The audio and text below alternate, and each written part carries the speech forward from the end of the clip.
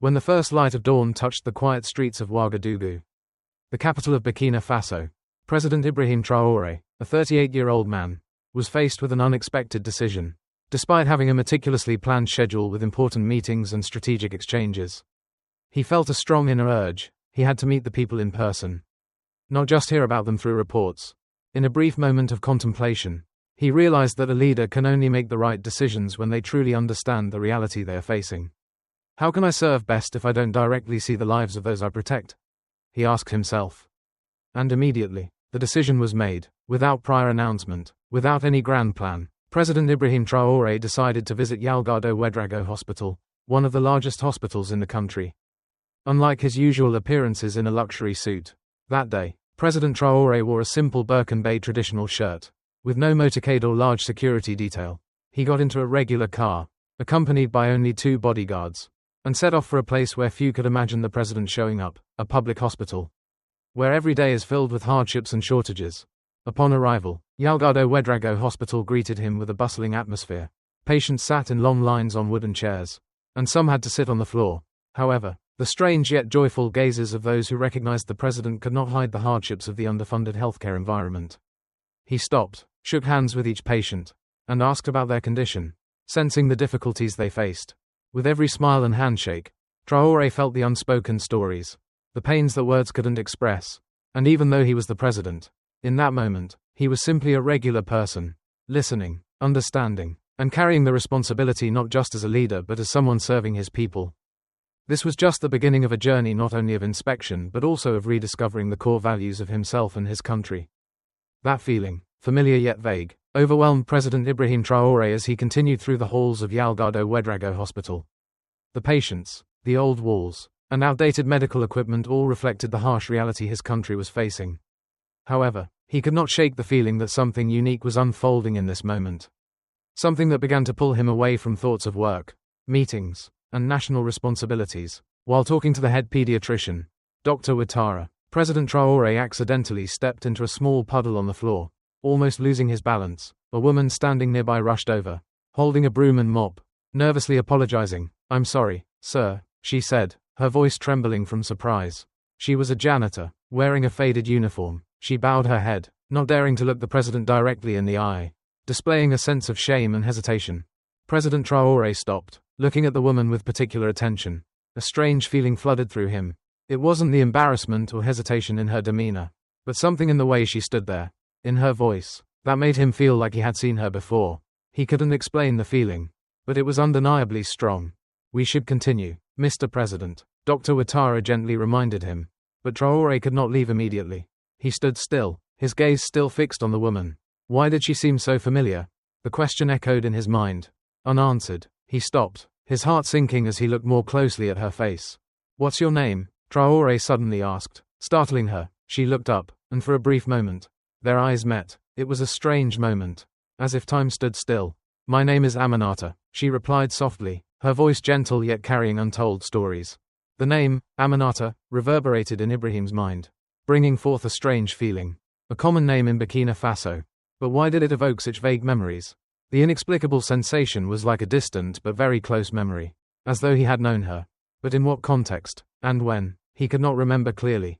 Suddenly, everything around him seemed to blur. The noise, the patients, the doctors, and the staff around him all seemed to fade into a separate space. Only he and Aminata remained, the woman, like a ghost from the past, gradually coming back into the memory of a man who had forgotten so much about himself.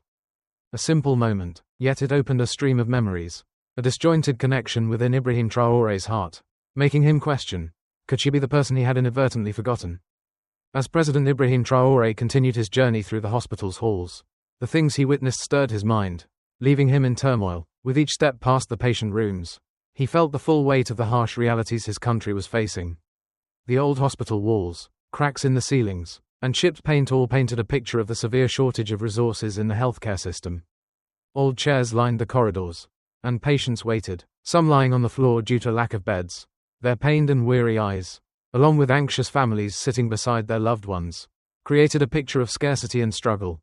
The medical staff, though dedicated, showed the weariness on their faces. Doctors, nurses, and janitors worked tirelessly, but they still could not do enough to meet the needs of all the patients. Like a scene from a tragic film. Everything unfolded quietly but heavily. The president looked at the doctors working non-stop, their white coats soaked with sweat, their eyes tired but resolute. Despite lacking sufficient medicines and modern equipment, they still gave their best to treat the patients. A paradox Ibrahim had to face. These devoted people were weighed down by outdated facilities. Seeing this, Ibrahim's heart tightened. This was where his people lived in deprivation and hardship.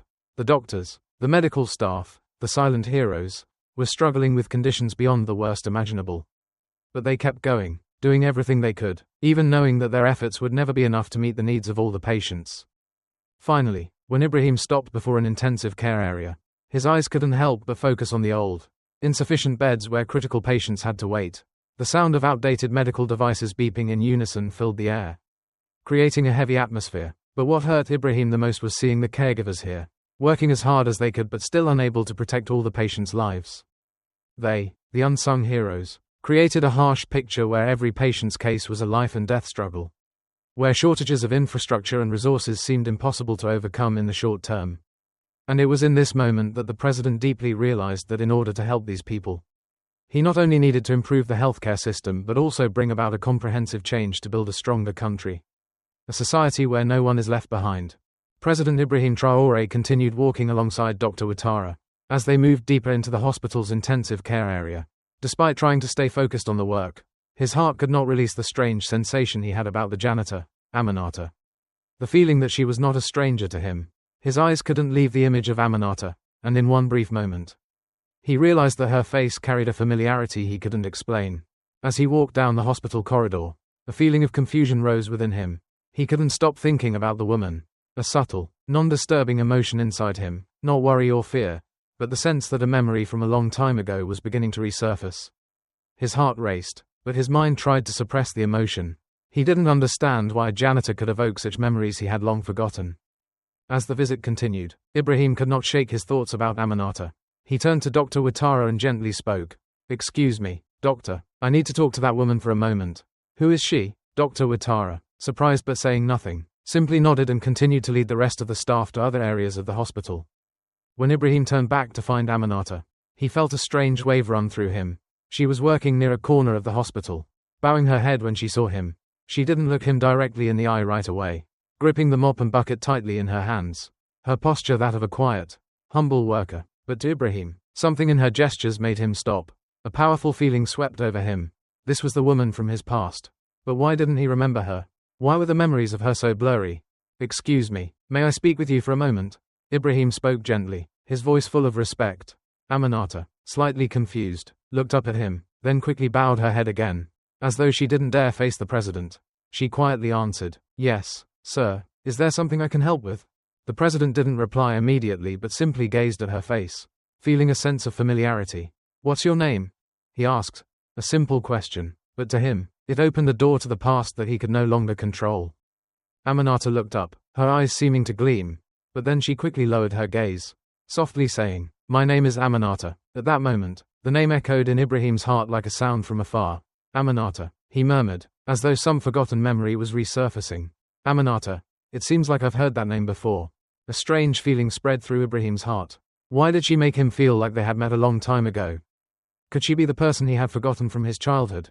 This question, an unsolved mystery, had haunted him from the moment they first met. In that moment, all thoughts of political meetings or daily work seemed to vanish. Ibrahim Traoré was no longer the president of a nation. He was simply a man trying to rediscover a lost part of his past. A forgotten memory slowly coming back to him. The next day, at the presidential palace, a ceremony was held to honor Aminata in a grand and respectful manner. Officials, media, and the public gathered to witness this moment. Aminata, in traditional Burkina Faso attire, sat beside Ibrahim Traoré, receiving warm applause. For the first time in her life, she was publicly recognized not just as the president's second mother but also as a symbol of sacrifice, perseverance, and boundless love. President Traoré stood up, his voice full of emotion. "Today, we do not only honor an individual but also the quiet women. Those who have dedicated their lives to nurturing and raising the future generations of this country. Aminata, you are not just my mother, you are the mother of this entire society." He handed Aminata a box containing the keys to a new home. A place where she could live peacefully in her later years. Along with this, She received a pension to ensure she could live comfortably and be cared for as she had cared for Ibrahim all these years. But the president didn't stop there. He announced the establishment of a charity fund called the Root of the Heart Foundation. This foundation would support women like Aminata, those who had cared for and raised children, especially orphaned or underprivileged children.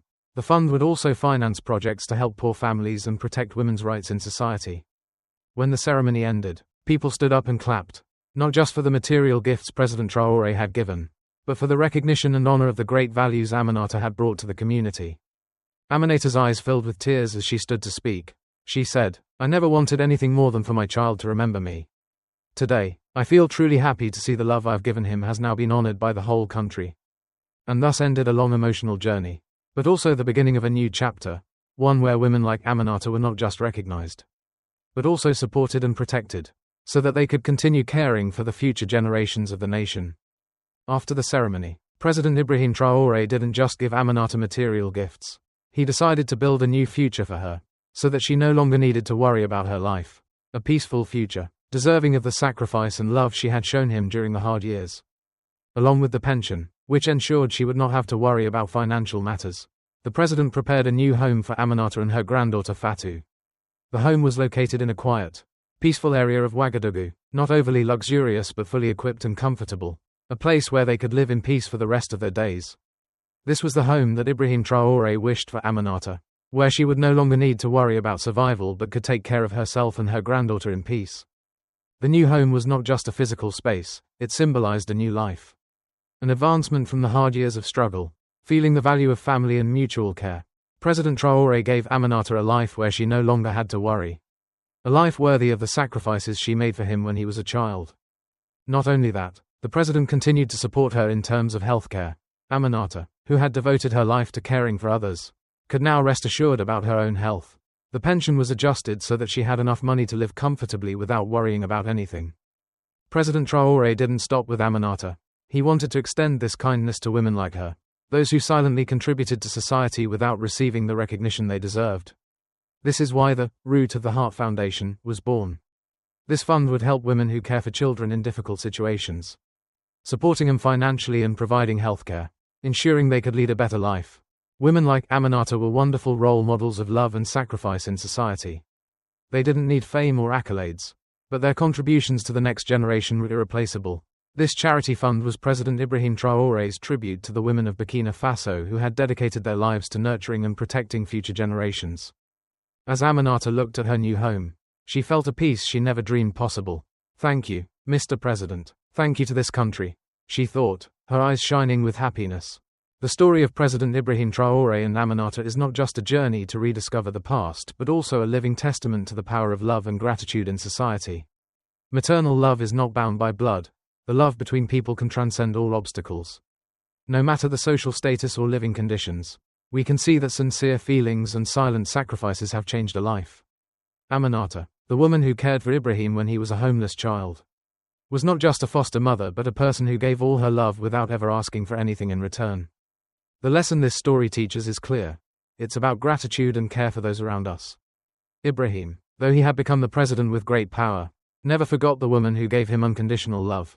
He realized that everything he had today, beyond his own hard work and efforts, was thanks to the love of those around him. No one can go far without the support and love of the people who have been with him through difficult times. This story also highlights the importance of those who work quietly, those who contribute without seeking praise. Aminata spent her life taking care of others, and in the end, though she had neither fame nor money, she received immense recognition. This is a powerful message about the value of silent work, which may not be in the spotlight but is crucial for the development of society. People like Aminata are the solid foundation on which societal values are built and protected. This story also shows that it's never too late to repay someone. No matter how much time has passed, Ibrahim did this not just because he was president, but because he understood that Aminata's contributions were invaluable, and that she deserved to live in peace. The gifts she received today weren't just repayment, but a statement that every act of love, no matter how small, will have a great impact if we appreciate and nurture it. Lastly, this story illustrates that human connection, love, and gratitude are timeless values, never outdated. No matter how society progresses or how technology and materialism advance, these values will always be the guiding light for all of us. From Ibrahim and Aminata's story, we learn that nothing is more precious than love and gratitude towards those who have helped, protected, and nurtured us during the most difficult times.